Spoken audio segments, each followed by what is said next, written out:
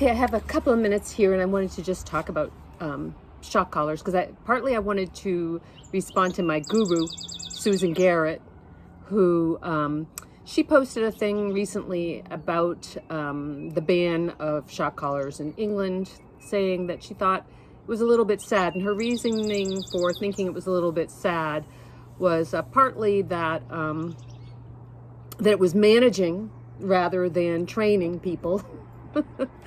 Sort of, and I think that's another way of saying that instead of giving people a choice, they're in a forced situation. And that situation, that is sad. It's sad that people don't choose better, but anyway. And then the other thing was that she felt it was a slippery slope, that you ban one thing and then you're going to ban another thing. And there's some country where they banned crates to be used in the home, which is just a nutty thing. So I don't really agree with her that it's a sad thing, and the reason why is because I think in the United States, I don't think that we're likely to ban something like crates. I think it took a lot in England for them to ban shock collars. Look at our situation with guns in the United States. If we haven't been able to ban guns in the United States, what do you think is the likelihood that shock collars are going to be banned in the United States? I don't think it's very high likelihood. But I wanted to say the reason why I discourage people from using shock collars,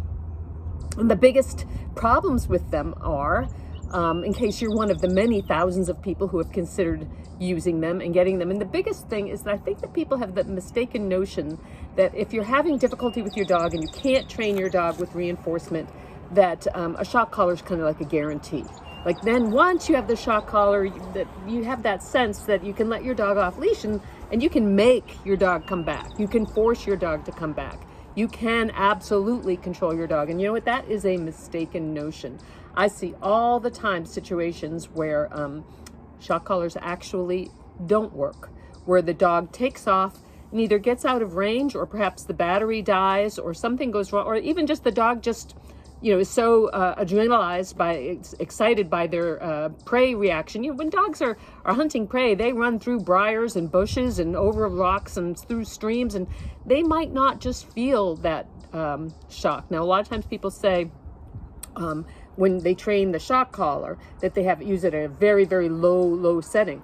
But in a situation like that, what people do is they turn it up and they turn it up and they turn it up.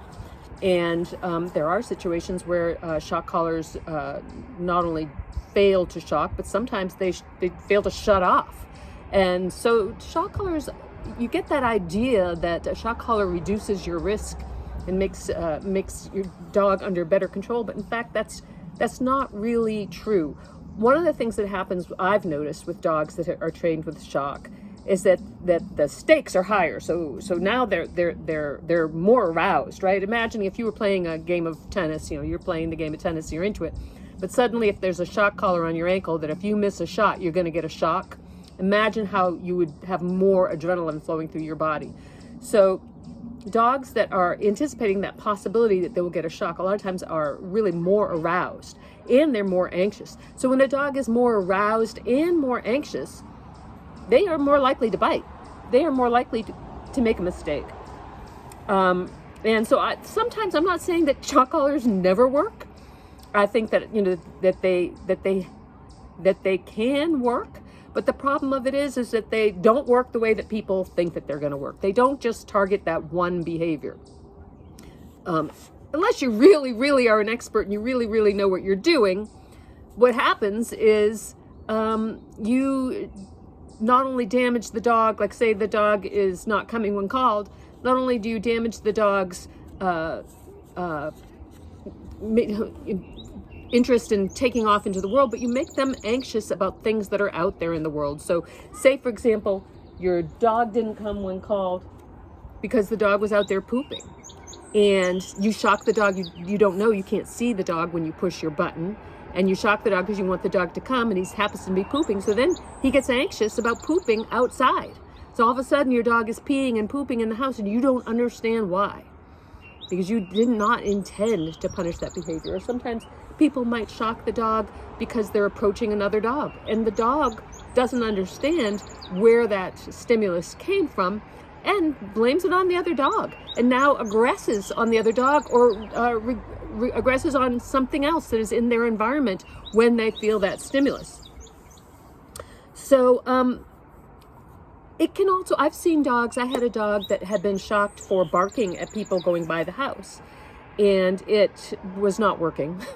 The dog had learned to be inside the house, barking out the window, and the owners wanted to see what I could do. And so I thought I would just try shaping any behavior and see if I could develop a relationship with the dog. And the dog just stood there frozen, wouldn't, I thought, I'll click anything I see. I'll just click and treat anything I see. Well, the dog stood there like a statue, wouldn't move a muscle. I was literally watching to see if the dog blinked. I thought, maybe I can shape a blink. But the dog had lost its confidence. It had developed, I would call, a learned helplessness, where it was just didn't dare to do anything for fear that it was going to, if it did the wrong thing, that it would get a shock. But yet, for whatever reason, in that family's household, they had not trained it not to stop when people were going by, because the dog, that was a place where the dog got relief. The dog had anxiety and tension, and so it would bark at passersby whenever it had the opportunity. It knew when it was wearing a shock collar, apparently. And when it wasn't wearing the shock collar, it would blow off steam. For me, it just was like, it didn't trust being trained.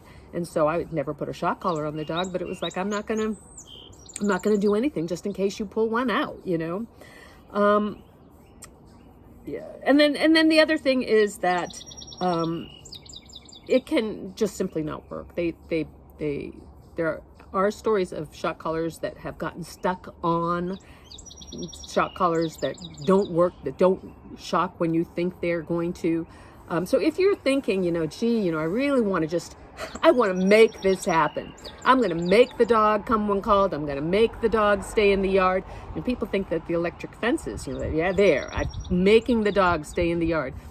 So many stories of dogs that bust out through the electric fence and then are afraid to come back in, or where like a porcupine or a skunk or something comes into the yard and the dog feels like it can't get out of the yard and freaks out and has an event. So they don't reduce your risk. If you really want to reduce your risk, what you got to do is you actually got to build a relationship with your dog and train your dog and feel like, I know my dog is going to respond to me because my dog trusts me and loves me. Now let me see if I can, speaking of dogs, motion. Let me see if I can call him. He's out there. Who's out just now chasing, come on up.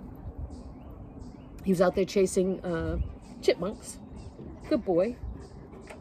Good boy. Can you tell them that you don't need a shock collar? Okay, come here, Motion. What do you think?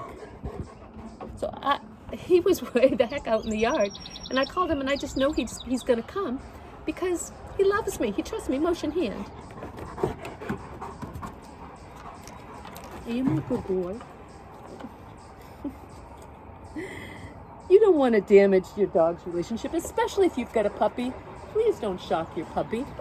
Build your friendship with your dog. If you want to have a whole dog, a dog that really loves you and trusts you and will do anything for you, be a good friend to your dog.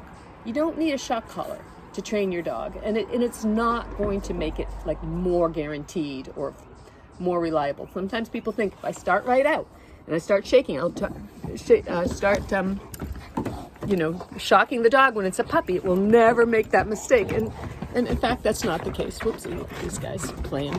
Careful, careful, careful, careful, careful, careful, careful. Careful, careful. It looks like outside play. Go. Are you good dogs? You playing nice?